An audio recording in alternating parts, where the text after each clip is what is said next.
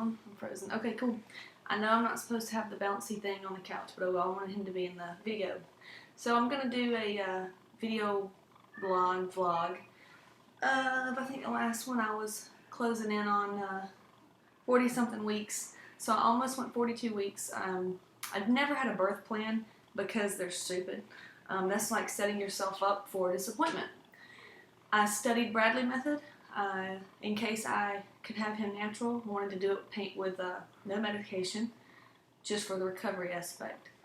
So I knew that, and my doctor would let me go past 42 weeks. So what we did was, my birthday was Monday, Mother's Day, not Mother's Day, May 11th. Sit down. Murphy's right here now. And I said, you know, it'd be so cool to have him on my birthday. So we went in. I was miserable that day. I didn't sleep very well the night before. So we went in, and I said, let's go. So they gave me the walking papers, is what they call them. She said, the hospital's going to call you tonight about 10:30. You can come on in, and we'll start the induction. Induction, there's nothing natural about induction. The moment you hear induction, odds of C-section, interventions just go up. I tried all the castor oil and everything. I would get the contractions, the consistent ones. My body just would never, ever, ever labor. Never. So anyway, we get to the hospital. Hey, we got to the hospital about 11:30 Monday night. They got me all signed in. Started something called Cervidil, which softens your cervix and usually kind of boosts you into labor. So that actually, they gave it to me at 3:30 in the morning, and 5:30 I started into labor. Contractions were like menstrual cramps, and they have waves, peaks, so it's nothing constant. So if you can do a HIIT workout, you can totally do contractions. Did that for a while, and then my body, what happened? Let's see. Body just wasn't progressing, wasn't doing what it needed to do, and especially when you're on their clock. So you need to, you know, if your body's not doing what they want it to do, they're going to do whatever they can because they have doctors on schedule. That does suck. It'd be cool, you know, if I could labor at home, but if your body's just not going to labor, that's not a good sign. So anyway, we got that, and then the Pitocin, which is a artificial hormone that makes your uterus contract, and the contractions are crazy, painful. I've known a lot of women that have unmedicated births with Pitocin, and I probably could have done that if I was progressing. I told Skip, and I have all this on video. It's going to be available on my membership site when that launches later this year. So I got my whole birth on video, like me crying, in pain, happy, sad, flipping birds. I got all that on video. So anyway, where am I? Because I've had like 3 hours of sleep. Started the Pitocin, and I was having really bad contractions. And I told Skip, I said, you know what? If I'm not progressing, give me an epidural. Let's get this shit going, because I can't wait any longer. I mean, if I'm gonna sit here and labor this hard for 3 hours and just not move anywhere, it's bullshit. When women can go in and have them, you know, 4 hours. Once again, my body just didn't want to labor. Moving forward, nighttime fell, and that's what it was. I was still on no medication at 5 centimeters, and they went to put a internal monitor inside of me to measure how strong these contractions were, because they kept saying that I was so tiny, anything's going to look huge on the monitor. So they go to put those in, and I almost died. It was so painful. My cervix was swollen and tilted, so it made it hard, and they pulled them out, and I said, you're going to have to, let's epidural, not progressing anyway, you get those things in me and see. They did all that, and she upped the Pitocin probably 3 or 4 times, and just couldn't believe how strong the contractions were, how often they were, and nothing was happening. So I looked at Skip, and I was prepared for a C-section. I've always said that.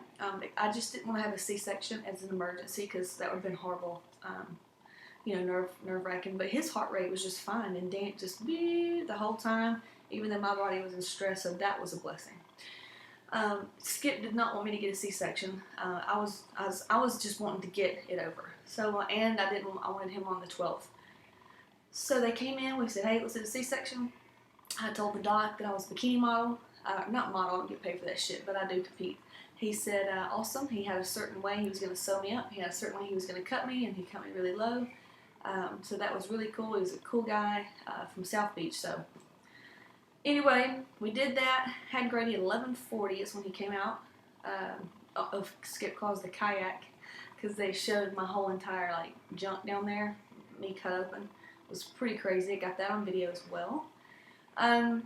So the first week after little Grady man gets home has been absolute hell. I'm going to tell you right now, it's the hardest thing I've ever done. I love sleep. I have not gotten any of that. Here's what got me. The pressure I put on myself. I do it with everything. I do it with competing. I do it with business, everything. I'll put that pressure on myself being a mom. Had some trouble with the breastfeeding. It was happening. My milk didn't come in right away. That stressed me out like crazy. I had the colostrum, but I wanted like Rivers, you know, right when I had him, and didn't, and that was just horrible. And you feel like such a bad mom. You feel like you can't provide. You just, all these feelings go through you. I don't know, did for me.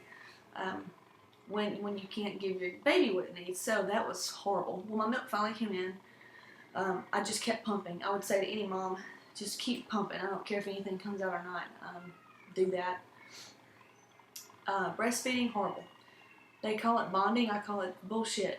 Cracked, bloody nipples. No thank you. That's not my idea of a fucking good time. So, and he can't hear cuss words, so we're good still. Just telling you what's up. So what I did like is pumping. And my friend pumped for 2 months, every 2 to 3 hours. Look how big my boobs are. Oh my God. Every 2 to 3 hours for 2 months, and had enough milk saved up for 9 months. Now that is something that I'd like to do.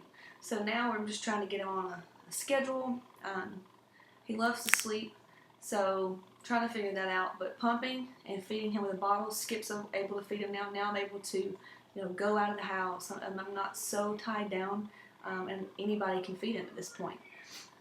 That also made me feel like a bad mom, because all these other girls were like, oh, it's bonding. Well, bonding is him on my chest, and he knows I love him.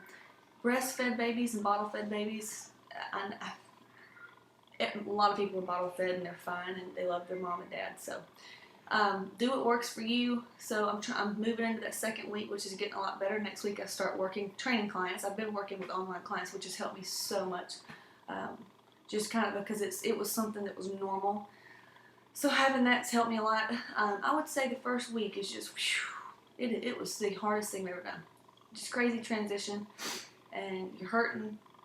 But anyway, I worked out 7 days after the C-section. I got up 12 hours after the C-section. I mean, it hurts and you're scared, but just move around, and you'll heal pretty fast. Baby's a really good baby. He really is. I post pictures all the time of him. I'm going to try not to be that girl. But just wanted you to know what has happened. I need to pump right now. They're so big. Then they're leaking. So now I got to get me a hands-free breast pump so I can pump in the car and stuff like that, because mine you have to plug into a wall. So I'm going to see how long I can pump. I have no idea how my body, if it's going to keep doing it or what. I really don't want to have to feed him formula because he gets gassy. So I need some goat milk if I'm not going to do that. My belly, let's see. Here's my belly. Can you see that? It's like a little pooch. I have stretch marks right here. So I don't know if they're going to go away or not. But hey, there's surgery, right? So just let me have another kid. I'm going to get all plastic surgery out anyway, so you can fix anything. What else? Oh, food. Man, right when I had him, it's like a switch flip, because, you know, with him, I had to eat fast. I didn't have to. I didn't want to eat, so fast food was the only thing that I found that smelled and tastes good. So I would eat fast food once a day, along with my other clean meals. So now I'm craving chicken and rice and oatmeal with no stevia, like just plain. It's just healthy food again, so that's awesome. Doing my Bai shakes. No caffeine really right now. I hadn't wanted it. Sleep is 2 to 4 hours, and I'll get that, you know, better as I figure out how to do this mom thing. I sit there and go, how do women sit there and tell me that they can't lose weight and follow a plan, and they have like 3 kids? It is the hardest shit I have ever done. So you can definitely, if you can have a kid, you can pretty much do anything. So anyway, as far as the blog goes, I'm really excited to work out and get like just I feel so skinny and skinny fat and mushy. So I'm ready to work out like I used to. That's about it. I just wanted to let you guys know how the birth went. Advice: hey, don't make a birth plan. Study all how to do it natural. And don't be scared of epidurals. They kept telling me that, oh my God, it was a big deal. Man, they give you lidocaine before they give you that thing. But an IV to me hurts worse than the epidural. So, whatever. What else? What else? I think that's about it. Oh, another thing. And then before they did the C-section, the nurse had come in and said that when they checked me, his head was low, my cervix was swollen, because my uterus is tilted, and he was sunny side up. So they tried to flip him, turning me on, all different ways, because I guess he wouldn't just come out because he was like his head was facing up or something. And I asked the nurse because I just don't believe him. I feel like if I had gone somewhere else, somebody that's more natural, or could I really have delivered him naturally or no? And she said back in the day that mom and baby would have just died. Do I believe that? I don't know. I don't know. All I know is it's over. He's healthy, and he was very healthy. No jaundice, no nothing when he came out. He weighed 8 pounds and 11 ounces, and he was 22 inches long, and they kept saying how long that was. But anyway, cool beans, thanks for following. Now we're going to start just vlogging. I'm going to start my baby to bikini body plan, and that's just what I'm doing exactly, what I'm eating, and my workouts, and I'm going to provide that to women. You don't even have to have a baby because it's going to be something that could get you ready to look really awesome. Anyway, I will chat later. See ya. Peace.